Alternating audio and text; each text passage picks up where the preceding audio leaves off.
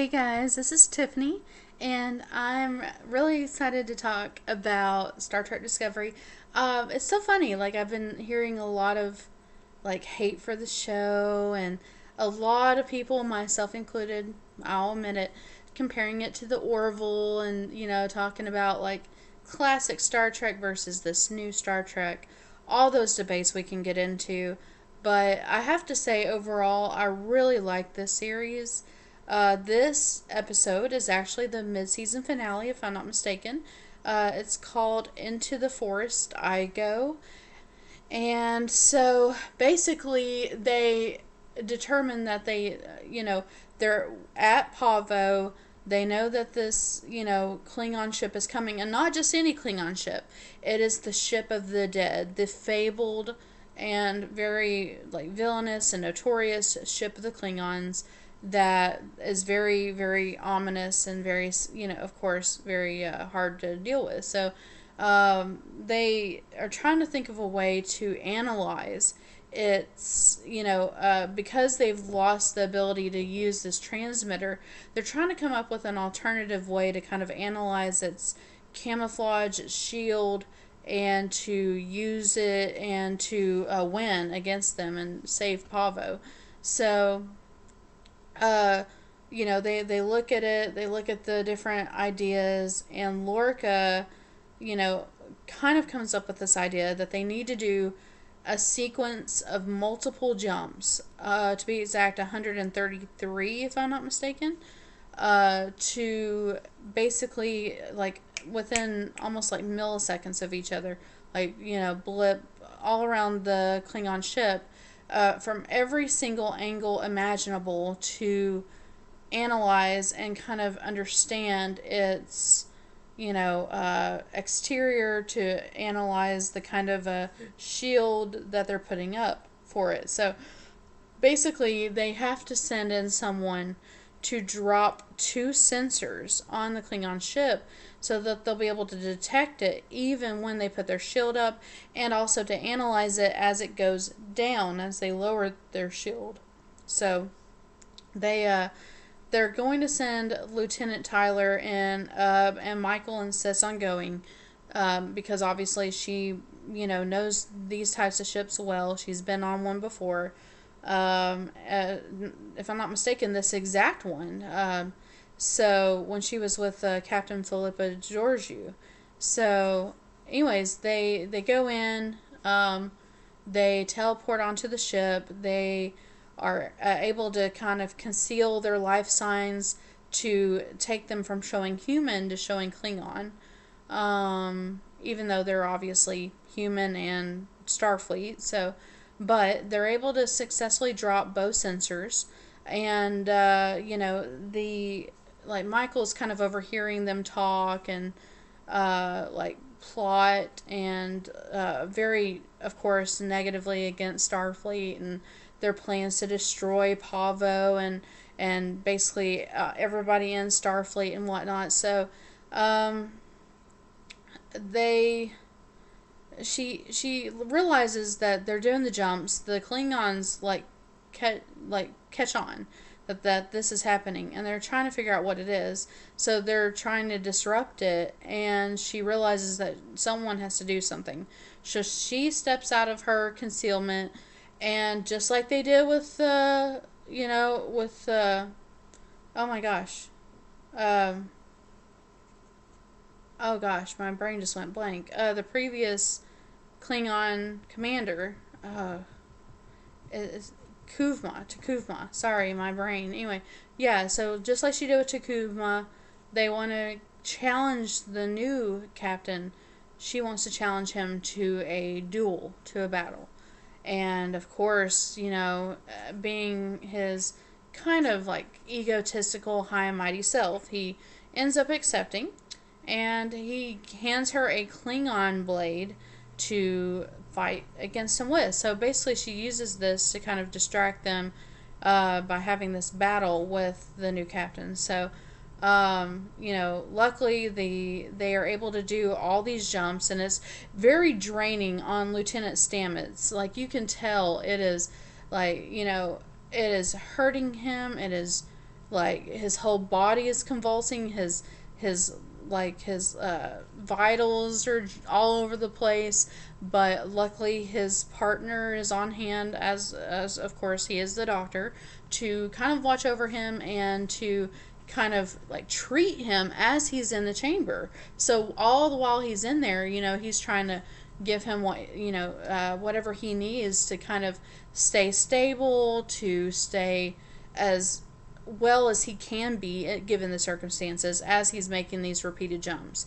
And so they end up finally analyzing the cloak and the camouflage, and they extract, before they extract Lieutenant Tyler, we see him, he finds the Admiral, they find the Admiral, and like, he, they go to save her, and he sees in the corner the Klingon steps forward. It's the white Klingon, and she steps forward, and all of a sudden he goes white as a sheet, like in shock, and like almost like PTSD.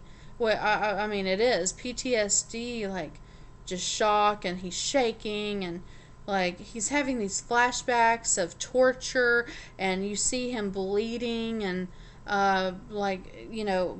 just blood everywhere, and just repeated torture and agony, and his screams and his pleading, and just different things that have happened under her. Like, she was his torturer. And so he like freezes. He can't do anything. So he can't speak. He's like like everything's kind of drowned out around him. Like, it's almost like he's underwater, and like all the voices kind of fade, and he's just in shock. And it's like he's traumatized from these memories. And so like Michael basically has to go do this herself, and the Admiral actually ironically has dealt with people who have had PTSD, so she's trying to get through to them. She's trying to use these techniques that she's learned to try to like calm him down, to make him realize, hey, that's in the past, you're here, you're with me, this is not those times, you're not being tortured, all that stuff. So she's trying to get through to him where he kind of recognizes and comes back to being himself. So but yeah, so basically they go to teleport them onto the Discovery, and of course the white Klingon like grasps onto Lieutenant Tyler as they're being beamed up to the Discovery, which is ironic because Michael has like kind of delivered a blow to the new leader of the Klingons, and she's like falling backwards, very kind of cinematic, as she's beamed up into the Discovery. But yeah, so they put the white Klingon into the brig.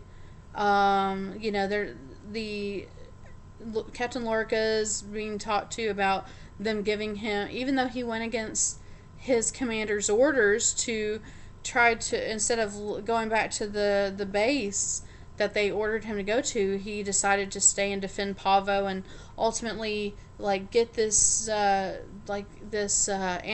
analyzation done of the Klingon cloaking, and it can be distributed to other ships.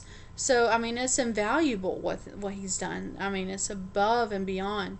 So they talk about awarding him the award with Legion of Honor, and so he ultimately says that Lieutenant Stamets should get it because he was the one that made all those jumps, and he was the one who went through this agony and torture. And even though he seems fine, like, I mean, obviously he had to deal with his own severe trauma of this being these multiple injections and all this just like torturous agony. I don't really know how else to describe it. Like, you can see it, but I can only imagine how it feels. So, but he of course declines, and he agrees to do one more jump.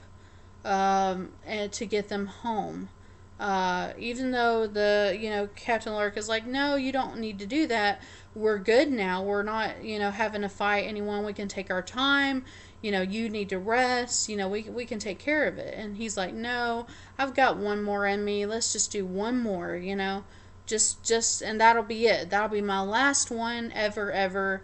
And of course, me being me, I automatically have a sense of foreboding. Like, it's always just one more, but something is bound to go wrong, and I was right, but we'll talk about that in a minute. But so Tyler talks like about his torture. Like, he opens up a little bit to Michael, not fully, if you know what I mean, because we see later what really happened. But he talks about his torture with her and how she took a liking to him, almost like a fascination. And he kind of alludes to the fascination being a little unhealthy, but he doesn't go like full blown into explaining how unhealthy the obsession was with him. So he talks about how this Klingon like tortured him, but at the same time she like something about him and his way of handling things, who knows exactly what it was, but she became fascinated by him and almost obsessed with him. And so you can see these flashbacks of this torture and agony, and then Michael leaves, and then he has other flashbacks, and you see them as lovers. Like, you see them like I mean, he's obviously hurting, but she's like having sex with him. She's obviously they're enjoying it together. It's really kind of odd, like, but when he goes to confront her, like, he goes to see her in the brig to like kind of talk to her and confront her, and she like her, you see her go all protective. It's kind of weird, like, to be honest, because she's like, I won't let them hurt you. You'll be back with me soon. We'll be together soon. Like, it won't be long. It's just before you're where you belong with me. It's like really kind of Fatal Attraction, kind of creepy, y'all. So I don't know. Like, I never expected that at all, even remotely. But there you go. So, anyways, we have that happen. And so here we go. One more jump. Lieutenant Stamets, it's all on you. He goes in, he's doing the jump, and something happens. Like, mid jump, like, everything kind of goes haywire. Alarms are blaring. Like, everything is going crazy. His eyes, like, kind of like glaze over, almost like he goes blind, and they go like a whitish blue, like an ice blue. And he's talking about how he sees so much, like almost infinitely in the universe, and just so many after doing so many jumps consecutively, and just this one more jump that he's in the middle of, whatever happens, its effect finally takes its toll with this one more jump, and just kind of overtakes his body, and he's not able to finish it. And it's very strange, like, I mean, because he's almost completely consumed. I feel like he is no longer going to be maybe even remotely himself. I'm not sure what to expect. Because, like, this jump just, like, it just overcomes him. His thoughts, his being, his personality, like, it's all consuming. So I'm not really sure what to make of it. Is he blind? Can he only see, like, the infinite galaxies? Like, what has this done to him? We don't know, but it's obviously very bad. And now, like, they look up in the middle of this jump because the ship is stopped. And they look up and, like, no one knows where they are. Saru doesn't have a clue where they are. And they seem to be in the midst of a bunch of Klingon wreckage. Like, there's debris from a war everywhere. Like, so Klingon ships, like debris of like, blown up ships are everywhere. And there's no readings of where they could be in the galaxy. So now previously in this episode it was talked about like Lorca shows Lieutenant Stamets like the data that he's collected from each of the spore drive jumps that he's done so far. And you can see like the little like pockets that have been opened up, the portals that they have jumped through. And so they start talking about parallel universes and parallel worlds and different things like that. So is this perhaps a parallel universe? Is it some sort of like limbo where you're kind of stuck in stasis in between like one portal and another, like you're in the middle of it, maybe some sort of limbo? Who knows? Like I don't know. That's how this episode ends though. Like they're staring at this void of nothing but like battle debris of like Klingons and possibly even Starfleet. I don't know if they said that or not, but definitely Klingon ship debris. So what does this mean? They can't pick up any readings of where they are. So who knows what's going on? I mean, Lieutenant Stamets is down for the count. Lieutenant Tyler's dealing with his, PTSD and he's having these vivid recollections and memories of like his torture and his time on the Klingon ship as being going under torture and being this Klingon's lover as well. And like what's it going to do with his and Michael's relationship? Goodness only knows. I mean, I don't even know what to think. So yeah, this has gotten pretty intense. So I mean, this episode is one hell of a way to leave the mid-season. So I'm definitely wanting to watch more. If you haven't watched it, I mean, it's very different. I do recommend giving it a shot at least, definitely. And just see what you think. I would love to hear your thoughts on these episodes. So let me know. And also, as a heads up, we're giving away 2 games right now, just because we can.